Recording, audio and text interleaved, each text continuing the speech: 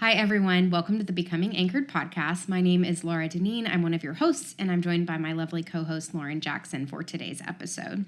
If you're new to this platform, welcome. We, in our earlier seasons, have covered a variety of mental health topics and questions and concerns, and then recently, in the newest season, we have really niched down to exploring body image and all that entails. If you're looking for therapy and you are local to the state of Tennessee, we would love to see you. Please reach out. And if you're not local to Tennessee, we encourage you to reach out to someone local to you if you're looking for therapeutic support.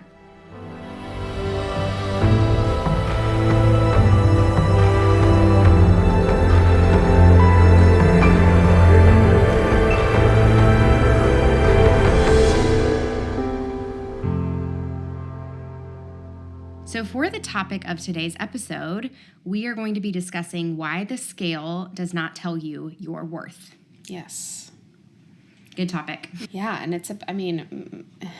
we could talk about all kinds of different things, but I'm curious, what comes to your mind first when you think of why and what you would tell a client? Yeah, totally. So, I think first and foremost, really just getting curious about a client's, concerns and about body, weight, what they're bringing into the room, right? Their history perhaps of weighing themselves or encounters with various medical professionals. I'm first asking those questions. Yeah. I think a lot of us grew up in homes where a scale was available. Mm-hmm. I think we're just now getting to the point in our culture, maybe over the last 10, 20 years, where more and more people are not having scales in their homes. Yeah. And it's really, really wonderful and beautiful. Sean and I do not keep a scale in our home. Mm-mm. I know that you don't either. But I think first we have to rewind the tape to fully understand someone's experience with a scale. Yeah. Or their relationship with it, right? Right. Knowing their weight and all that has meant for them before we're okay, just don't weigh yourself, right? Mm-hmm. Yeah. Because I know in a previous episode, we talked about, maybe this was one of the first episodes we did on body image specifically, was just beginning to explore where did I learn about my body? Where did I learn to talk about my body? Kind of a body image timeline almost. And I think this can be a really important part of that kind of historical work around, did you maybe see your mom weighing herself every day after she got out of the shower? Right? Yeah. Or where did your relationship with the scale start almost? Right? Yeah. Did it start at a doctor's appointment when you were younger, where the doctor made a comment about where your weight's at 8 years old? Or, so thinking about those things that maybe can seem a little bit unimportant, but actually can be really significant moments in our life. Yeah. And clients can come to us in all kind of levels of motivation and areas of distress, what have you. But some people are ready to stop having a scale in their home. And then some people are really adamantly opposed to getting rid of their scale. Yeah. And for the record, we respect and honor each individual's choice. Mm-hmm. And we recognize that is important in the therapeutic process, that collaborative nature of the work we do here versus just telling a client to get rid of a scale. Mm-hmm. That is not good therapy. What is more helpful is really getting curious with them about how they feel right before they step on the scale, what that experience is like during, and then how they feel afterwards. Really looking at how knowing their weight this frequently is either adding to their life or taking away from the quality of their life, looking at how it lines up with their value system or doesn't line up with their value system. Yeah. What role is it playing? How is it serving them? How is it keeping them maybe disconnected from their bodies? Yep. Yeah, and it can become compulsive, right? It can almost mirror the OCD cycle. Mm-hmm. So I have some sort of distress or fear or obsession about my body, and then in order to relieve that distress maybe a little bit, I weigh myself, but it doesn't actually work because it reinforces the need to weigh yourself to relieve the distress. Right. So it can become quite compulsive. Mm-hmm. And we've worked with clients here that weigh themselves upwards of 20 to 30 times a day, or And, if it's more than that for you, there's no judgment. No. And that is actually quite a normal process with individuals that self-weigh, is this need for like more. And what can happen is that can go up in intensity and duration, and maybe what starts as like, oh, I just want to know the number, can become quite disruptive to someone's everyday life. Yeah.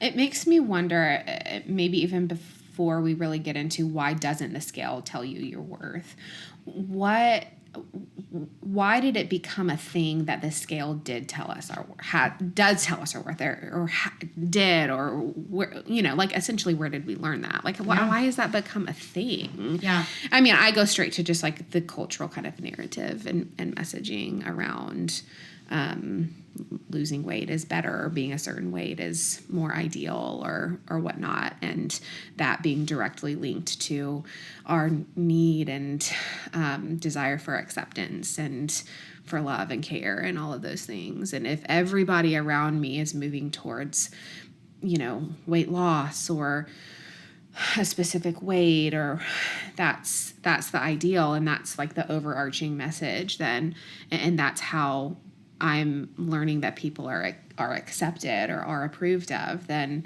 why wouldn't I do that too? Yeah. Right? Yeah, just because it's common or normalized doesn't make it okay. Yeah. Right? And that's something that we're talking to a lot of our clients about. But yeah, it's interesting because once we start asking these questions, a lot of clients have some number in their head that is either like a goal weight in air quotation, right? Or some weight that their parent or a caregiver figure told them early in childhood that their body should be at, or a doctor or other medical provider. So a lot of times really exploring what that number means to them can be really fruitful work with, of course, compassion and curiosity. We're not going to be like, no, you shouldn't want to weigh that, right? What we're going to do instead is like look at and help a client understand why they want to be there. Sometimes, there is trauma that occurs, and sometimes clients have trauma memories around certain weights. Or I was actually just talking to someone else the other day about this. There might be some magical thinking associated with a specific weight. Like, and if this is you, I have a lot of compassion for you. But if I weigh this, then my life will be perfect, or I won't go through anything hard, or XYZ will fall into place.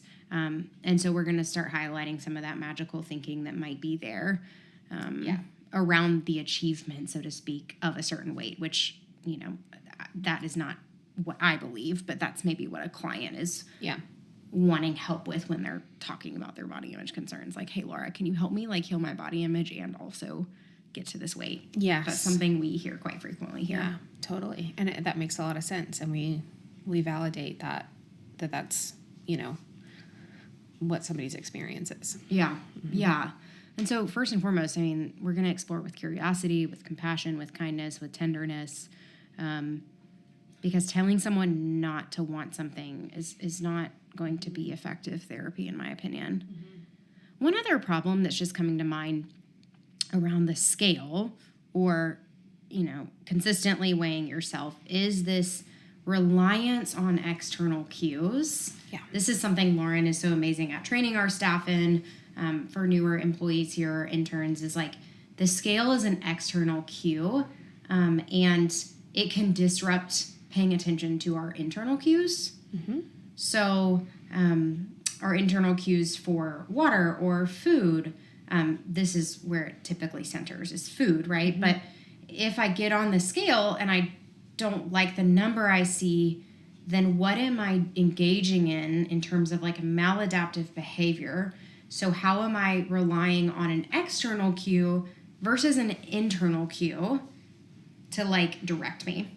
And that becomes a real problem, because then we start maybe restricting food or engaging in compulsive exercise amongst, several other behaviors, and we become reliant on external versus internal cues. Right. Which then leads us to believing that whatever the number on the scale is determines maybe determines overall my worth and what behavior or what thing I can do next. I can either eat or I can't eat. Or just like mood.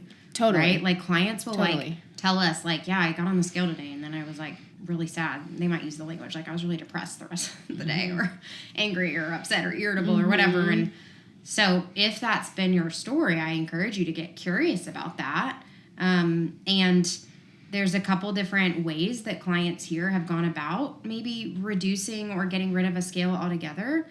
We want to support clients in doing what is reasonable for them in their everyday lives. So like we've had clients that have reduced self-weighing or perhaps like put the scale somewhere else in their home where it's not super visible to them, or they've maybe thrown it away or brought it to their therapist's office. And this is certainly your choice, right? Yeah. And so we're going to help you decide what is best for you and what is most in line with your values. Right.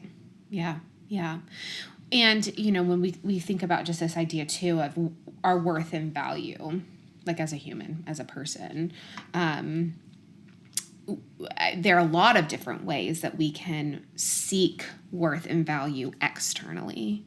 Sure. And I think in ways we all can struggle with that because we're all human and we all are, reaching for acceptance and reaching for approval and reaching for those external cues that tell us we're okay or tell us that we're worth it or whatnot. And so I think the scale has, for a lot of people, become a very important external cue at determining, am I okay? Right. Am I worth it? Right. And this is, like Lauren said, this is just one thing. It could be the house you live in, the clothes you wear, the car you drive, how much money you make, right? There's a lot of different external cues that people are chasing. And the key here, though, for a lot of these external cues is there's really not a destination. So it can lead to never feeling satisfied or experiencing feeling like nothing in life is enough. Right. And so a lot of times that is connected in some way, shape, or form to your sense of self-worth. Right. And when we're only ever focusing on external and or internal cues to determine our worth that naturally change and naturally aren't the same every day, then that's inevitably going to mean that like our worth and value has to change every day. And what if, and this comes from acceptance and commitment therapy, what if our worth and value is a part of this, is a part of us that doesn't change? And how do we separate that from the things in our lives that do change, whether that is our weight or our body or our mood, how we feel, right? Our relationships, whatever, right? The seasons, I don't know. Those things change. And if those things are what determine our worth, then sometimes we're not going to be worth it. Yeah. Yeah. Right. Absolutely. And that's just such an excellent point. Yeah. And a lot of people have a complicated relationship with weight, body, scale. So there's not like one podcast episode that's going to like solve this. Right. This is really just, I think, meant to provide you with like maybe a starting place for different questions to ask yourself around the scale, around perhaps this idea that you maybe have connected your worth to what you weigh or your weight or your body size or how it looks. And just a gentle challenge to you to consider maybe taking a different path moving forward. Yeah.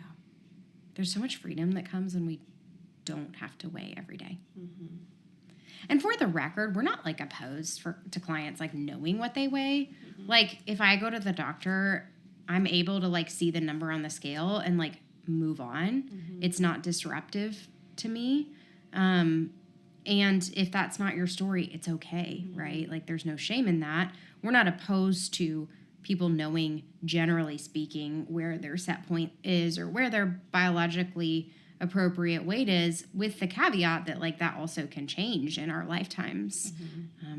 My body isn't where it was when I was 20, or I guess I'm 35 now, but 30, and I know it's going to go through more changes too. And so it's like, how do I embrace the changes as they occur? How do I take care of myself as they occur? But there's a lot of freedom that happens when we don't have to compulsively self-weigh. Totally. Yeah. And when we can give ourselves permission wherever we're at in our journey to choose not maybe to know what we weigh if we go to the doctor, right? And the freedom and being able to ask for what you need, maybe specifically in those types of settings, like a medical setting. Yeah. We've heard of clients doing like blind weights or, what we would call it an exposure to the weight itself. So there's lots of different options. And I think that in and of itself can be trauma informed, right? To like cultivate those options. Absolutely. For yourself. And if you have been harmed, for the record, by someone else, whether that's like someone you know or a professional, like we're so deeply sorry. And those experiences can be traumatic for a lot of folks. And we're here to say like we see you, and at the same time we believe in your ability to like heal body image distress. Yeah. So do you want to close with an affirmation or homework? A very simple affirmation that is just coming up for me right now is the number on the scale doesn't give you any worth. It doesn't have to. You can move towards it not meaning so much. Like placing less value in it. Yes. So good. And my homework for you is just to gently maybe set some time aside to explore your relationship with the scale. So like we talked about historically and in the present, if you do have a scale in your home, what's your why? I'll ask clients that a lot. What is it doing for you? What is it not doing for you? How is it impacting you? What value is it bringing into your life? If any, is it taking away value from your life? Those sorts of questions that I just want to encourage you to ask yourself. So this was a great topic. Yeah. Thanks for being here, you all, and we will see you next time on the Becoming Anchored podcast. Take good care.